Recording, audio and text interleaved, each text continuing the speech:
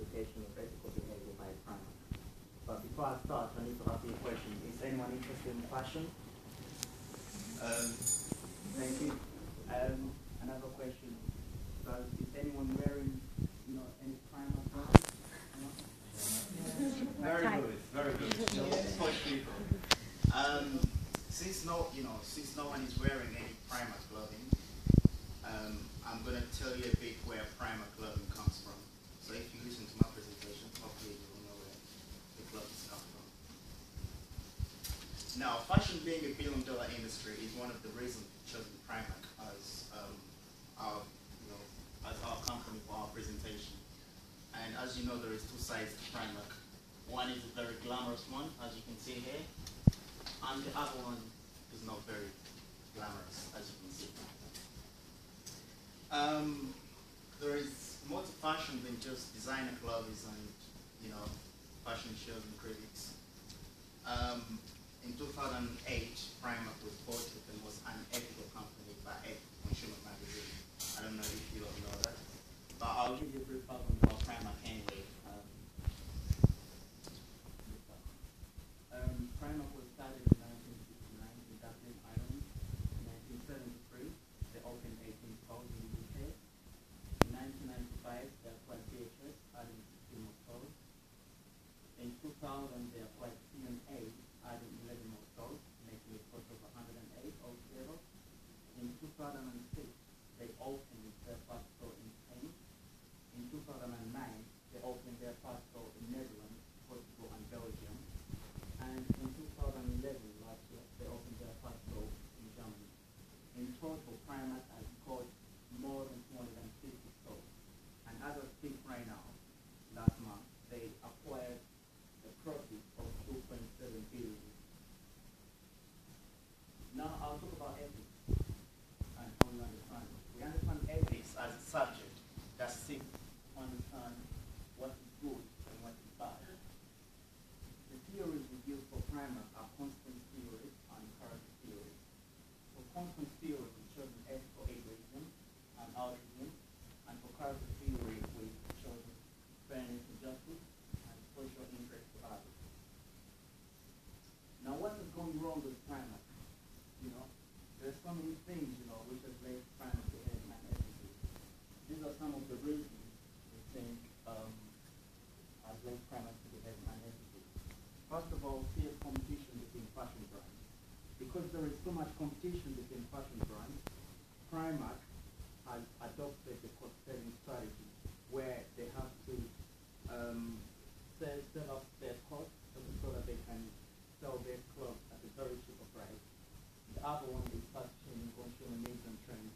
Now, because customers are always asking for, more clothes, more fashion trends and everything, Primark is putting too much pressure on their suppliers, to come up, different clothing, at a very low price, and too much focus on profits and cost saving as well. Because they focus more on profits, and instead of their stakeholders, that is to say the suppliers and the manufacturers who are affected, and cost saving as well. And lack of legal structures in the countries they operate in. One of the countries they operate in is Bangladesh, where Primark has been accused, of bribing, some of the authorities because the legal structure is not very sophisticated. So Primark has taken advantage of this situation. Now I'll talk about ethical egoism. Now with ethical egoism, I would first quote Genghis Khan. I don't know if you've heard of him. He was a Mongolian king. He says, whatever the good is, we should seek only our good or prefer it to the good of others. We reckon this really applies to Primark because they seek their own good and prefer it to the good of others. Now, how does this apply to, to Primark? How does ethical egoism apply to Primark? It applies to Primark in their cost-saving strategy. Their cost-saving strategy includes bullying of suppliers, especially the Indian suppliers, where Primark tells everything to the Indian suppliers, where Primark just tells everything to the Indian suppliers, and they have to listen to them. As you can see here, bullying of the Indian suppliers has put lots of pressure on these Indian suppliers, and they have used labor-intensive methods and child labor. As you can see, that girl right there, she looks really underage, and that's the Primark cost-selling strategy. You know, you can have a look at it. You know, shows their clothes are cheap price, but their profits are really very high. Now I'll pass you on to Bulkhead to talk about altruism. Hi. Well, altruism means the principle or practice of unselfishness concern for the welfare of others. Well, in this case, as we are doing Primark, we don't really think Primark fits into the definition of altruism. Firstly, because of the poor standards of clothing. We think they're very selfish because they're offering their customers very poor standards of clothing, like clothes that you can't even wear the second time after you wash it. And the second reason why I think it doesn't fit into the definition is because there's poor customer service. I've gone onto a site and there's a lot of complaints from customers saying how the employees at Primark are very rude, selfish, lazy and unhelpful. As seen on the picture as well, a lot of customers trying to shop but nobody dared to help them. So that's why we don't think Primark fits into the definition of altruism, because they're very selfish indeed. Hello. As you can see from the slide, I will give you the definition of character. It is the aggregate of features and traits that form the individual nature of some person or team. The duty of the CEO is vital for every company because it's in their responsibilities to ensure the company's progress. Primark made an important change in the ethical trade. In 2009, Primark was accused of running sweatshops by employing illegal workers in poor condition and paying people below the minimum wage. Now let's see a bit about how things were conducted in one of their factories in Manchester.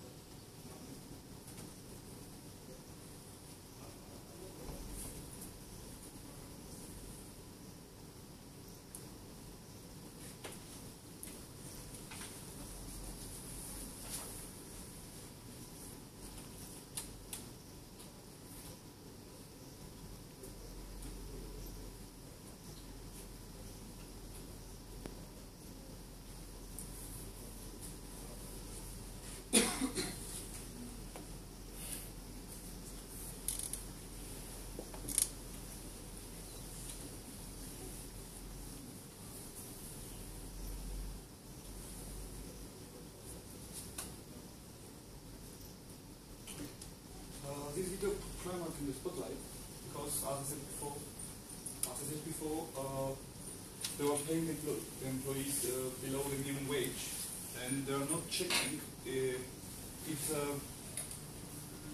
the employees have the right documentations. This was a massive blow to Primark and their successful strategy. But they decided to change their strategy for better results by dropping 3 Indian suppliers for using shadow workers, and ramps up ethical efforts after exposing working practices. This shows improvements and good progress for rebuilding their damaged reputation.